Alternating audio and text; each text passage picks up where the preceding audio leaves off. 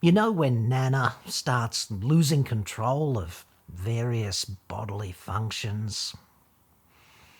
On the bus, in church, on the front seat of your new BMW.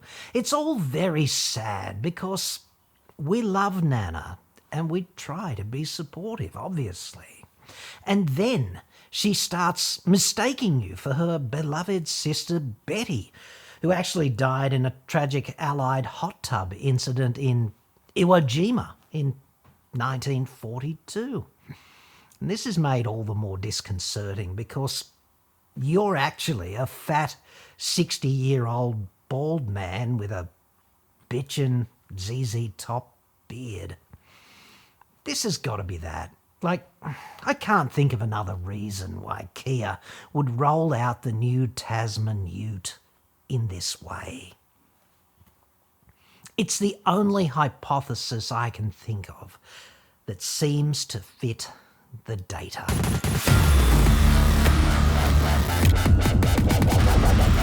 I'm John Cadogan from AutoExpert.com.au. New cars cheap, but Australia only. Website. Card. I really think it's best if we give K_N every opportunity to explain itself on this one. One more round teaser previews Kia Tasman Ute testing in Australian wilderness. Pro tip, international K_N dudes, we don't call it the wilderness. That's un-Australian. But it does go some way to account for the cheesy American voiceover in K_N's otherwise perfectly entertaining teaser. The new Tasman video series. Just hold that thought, dude. I'll whip out and get popcorn. K_N has released a teaser for its upcoming documentary series, One More Round, which provides an in-depth look at the rigorous development process behind the highly anticipated Tasman Ute. I do like a good teaser with the milk and cookies and the inevitable bogan margarita. Down here in the fat cave, deep down, I'm pretty sure everyone does. One more round. I have to say, this is not shaping up as my preferred teaser at all. I demand my money back, only it's free. This report is sponsored by NordVPN. Get 4 extra months of Nord for free now. It's totally risk-free with Nord's 30-day money-back guarantee at nordvpn.com/AEJC. Online security threats are everywhere, but you do not have to be the next victim. And that's where NordVPN comes in, locking everything down securely and efficiently in the background. Go to nordvpn.com/AEJC now. Every 2-year Nord plan receives 4 bonus months on top, plus a voucher for up to 20 gigs on Saily, Nord's new eSIM for travel. nordvpn.com/AEJC. Link in the description. Using NordVPN is dead easy. Just subscribe, download the app and connect. One click later, your IP address is shielded and your traffic is encrypted across as many as 6 of your devices. Nord is, of course, the fastest VPN on the planet. It costs only about as much as 1 cup of coffee every month to keep your data, your identity, and your devices secure. Masking your location means you'll be able to access streaming and other services that might be blocked where you live. Plus, you can continue to watch your favourite content when you travel. Go to nordvpn.com/AEJC now. Boost your security, enjoy those extra 4 months completely free on every 2-year plan, plus 20 gigs of Saily eSIM data for seamless online connection next time you travel overseas. It's all totally risk-free with Nord's 30-day money-back guarantee. That's nordvpn.com/AEJC.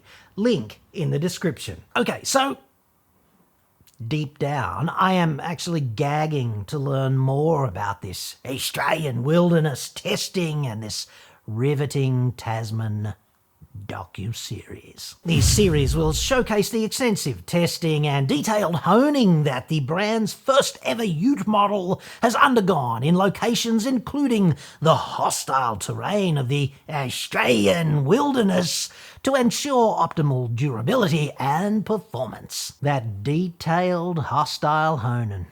Let's take a look at that now.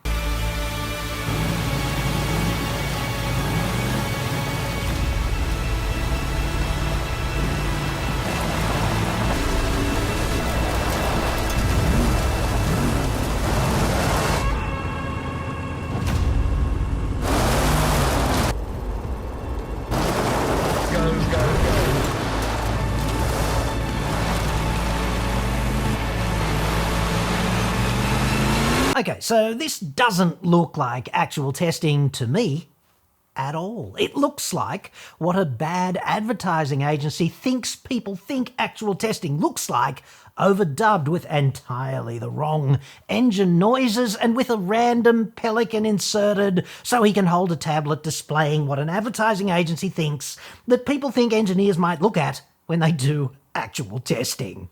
Correct answer there. It's always a spreadsheet. And the car's wearing its nauseating Village People fanboy pyjamas, which no self-respecting engineering test mule would ever wear, especially not a ute that wants not to be ridiculed, camped up on the bank of Dingo Piss Creek.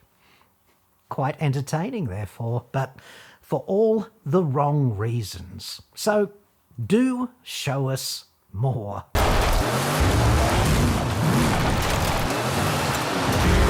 As a proud Shitsvillian and future Prime Minister whose ancestor stepped off the First Fleet and was among the first mainstream whiteys to experience Australia in all of its busted-ass glory, the lignin, the flies, the deadly spiders and snakes, I am shocked, appalled and offended at the idea that this great nation might offer anyone mountains as majestic as that. This is misleading, deceptive and un-Australian. We proud sons and daughters of Anzacs, we do barren shithole better than anyone else in the world except possibly Somalia, who is pretty good at it also.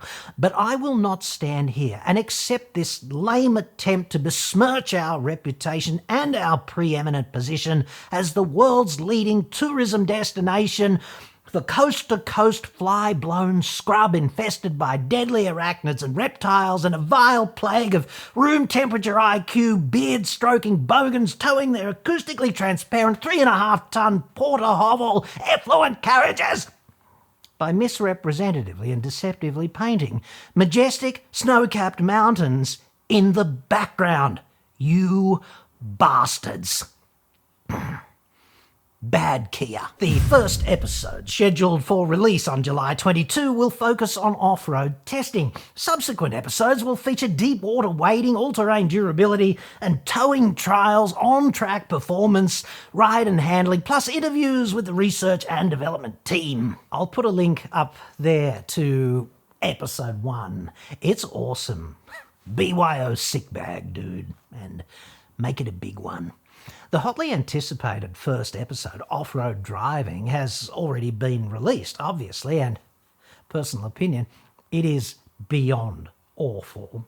Instead of being what it could have been, i.e. a real insight into the world of R&D for people who actually care about that shit, it's just unwatchable marketing wank. As someone who has seen actual engineering R&D here in Australia, this is absolutely not what that looks like. The key question is, of course, why roll the Tasman ute out in this convoluted way, complete with its Village People pyjamas and third-rate American voiceover?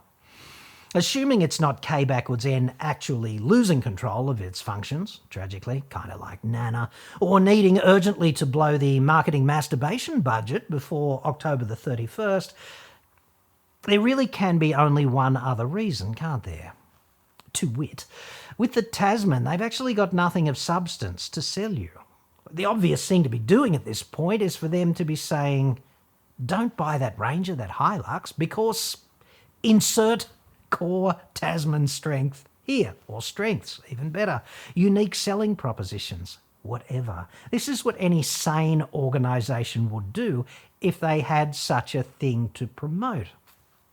Therefore, I call on K backwards N to give us just one good reason to buy the new Tasman, if they have one. In fact, Hyundai Kia has form for doing things in this way, giving us a reason in advance. And the best example I can think of is when Big Sister was in the lead up to deploying the very first i30N. Albert Bierman, who Hyundai headhunted from BMW's M division to lead the project, he spent considerable time fronting the media, slipping his Munich-honed barbed wire enema into the Volkswagen Golf GTI, entertainingly, imputing that the new Hyundai Halo car would mercilessly ream the cheaters GTI against every criteria that really mattered to performance-driving nutcases, and no lubricant would ever be forthcoming. It was awesome to watch. It was quite the merciless and presumptuous reaming. But I guess ultimately, as Kid Rock would say, it ain't cocky, mother lover, if you back it up. And they did. But with the Tasman, we're not hearing any of that, are we? In fact, every promotional turn in the lead-up has been a failure or a nothing burger or an intelligence insult or a triple whammy of that. The Tasman is, most likely, therefore, a midfielder at best among dual-cab utes. Here's what we know. It's going to have one of the smallest engines, the 2.2 diesel, with most probably fairly mediocre outputs in the context of established competition. That sound you can't hear right now is the Ford Ranger V6 diesel urinating in fear in its duds. Tasman cannot take the fight to Hilux on reputation or resale, #impossible. And when the Tasman finally gets here, D-Max is still going to be the only dual-cab ute joined tenuously at the scrotum, perhaps, to actual trucks. And those three are the top three sellers currently. Triton is number 4, and its main selling proposition is value. Kia could insert itself there. They might offer all-wheel drive in high range, kind of like Triton. They'll have to shoot for 5 stars on safety, otherwise they won't get any fleet sales. So the ADAS will be a vomit inducer in the Tasman, just like in the Triton. And I'm pretty sure that's not a unique selling proposition. They won't offer more than 1,000 kilos of payload because you can't get a vehicle with more than 1,000 kilos of payload on a novated lease. So they'll be shooting themselves fairly in the junk if they up the payload beyond that. BT50, i.e. the Mazda She-Max, and then Navara and Ranger clone Amarok, they round out the top 7 utes so far this year in order by sales. Then it's just the limpets on the underside of the segment's arse down in the sewer, GWM, LDV and Sanyong. Pretty sure the Tasman can slot in easily above those last 3 on reputational grounds alone, but it's going to have to be cheap to take the fight to Mitsubishi, Mazda and Nissan, isn't it? And this, I suspect, is why the promotion of the Tasman is so abjectly lame and so nauseatingly rubbish. It's simply because there's absolutely nothing of substance to say about this vehicle. Like, there's no sex, right? No standout reason to buy a Tasman. We hope to compete with Triton on value when we finally slip out of these absurdly camp pajamas is hardly a reason for you, or I suppose me, to queue up and wait for the new Tasman, is it? And unfortunately, it's the nature of corporations, especially when they have nothing of substance to say it appallingly badly. Thank God most of the motoring media are useless sycophants paid for by advertising, which Kia does rather a lot of.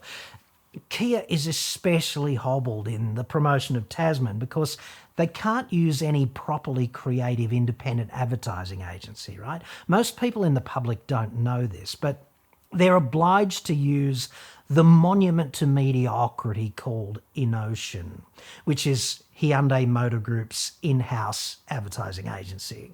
Essentially, InOcean tells K backwards N how it's going to be, not the other way around, and it leads to these kinds of high-priced but nauseating communicational abominations. Like, the production values are awesome. It's very well shot and kind of nicely edited, I suppose. They'd probably shoot it on 10 ARRI Alexas with a stack of freaking Zeiss Cinema Primes that you or I could not probably climb over. Unfortunately, however, these cool toys don't stop the story from being utterly crap. For example, promising exclusive interviews with hardcore engineering dudes in the Australian wilderness, but actually getting this unwatchable rubbish instead, producing the wonder bra of R&D documentaries. I'm pretty sure there were fist bumps of go-go in the office when it debuted, but that's mainly because corporations often really can't tell when something they produce is just export-grade rubbish. So much to talk about with off-roading, right, when you think about it. And it's so important to the core market here in Australia. You've got approach, departure and ramp angles and traction management strategies, ground clearance, suspension, travel, computer control, this and that, whatever. What a pity they didn't discuss any of that. What a pity most of the depicted driving could have been done by, I don't know, a Subaru Forester. So, I really think K backwards N has already painted the Tasman into something of a corner. And that corner is unfortunately labelled mediocrity. It's a midfielder at best on the balance of probability because they've had ample opportunity to tell us it's really good at something, and they've as yet declined to do so. It's going to have mediocre performance, and the only way you can sell that is at a low price. And that's not sexy, it's just sad. Kind of like Nana. The last word from them. The K backwards N Tasman represents our unwavering dedication to innovation. Every aspect of our R&D division's capability has been channeled into creating a vehicle that not only lives up to its title as the first of its kind, but also delivers performance that surpasses expectations. An award-winning nothing burger of corporate buzzwank there. From Wei Wan Yang, the cheese of R&D at K backwards N. Obviously, all of that is world-class, meaningless corporate masturbation, but first of its kind? Really? Is our connection to the facts really that bad? Like, that's worse than dial-up, dude. That makes semaphore look like frickin' broadband, at least to me. This concept, right? First of its kind, would be like you whipping out to the shed the Savo and inventing the wheel. The first of its kind, the world's first wheel, invented by you. Dude, why stop there? Your very own first of its kind, Pythagoras' theorem, invented by you, is just gagging for it, isn't it? It's just there, just within reach. Then, once you've got that under control, you might tackle first-of-its-kind theories of universal gravitation and perhaps even relativity. Go for it, dude. You know you can do this. Why let some dead, nude Greek dude take all the glory? We're all going to need rather large headstones, I'd suggest, if this kind of thing catches on. However, these so-called firsts of their kinds pro fucking tip, okay? The N10 Toyota Hilux rolled off the production line for the very first time in March of 1968. That vehicle is therefore almost as tragically geriatric as me. Hilux was Toyota's concept, obviously, like Toyota's design, but it was actually built by Hino. I'm pretty sure they had no idea at the time. They might just have started something kind of big. Any half-wit could make a first-of-its-kind argument in respect of Hilux and emerge with their dignity more or less intact, I'd suggest. A cursory look at VFACTS reveals 13 to 15 different 4x4 pickups currently on sale in Australia, depending on whether you count the Musso XLV and the LDV T60 Max separately to the even more mundane Mussos and T60s, okay? 13 to 15 different models. Makes it pretty fucking difficult to prosecute the argument that the Tasman is any kind of first of its kind, doesn't it? In fact, Tasman is very late. This party has been rocking for some time, and we're already all stocked up on dual cabs. No shortage of choice there, I'd suggest. This means that any new entrant, it's really going to need just a bit of sizzle, is it not? Something special, that reason to go that way. However entertaining, I would argue that Harlequin pyjamas and tenuous control of bodily functions in the boardroom is going to be ultimately insufficient to whip up that wave of demand. No Rangers will be harmed during the deployment of the new Tasman. Ditto Hiluxes. That's, sadly, increasingly clear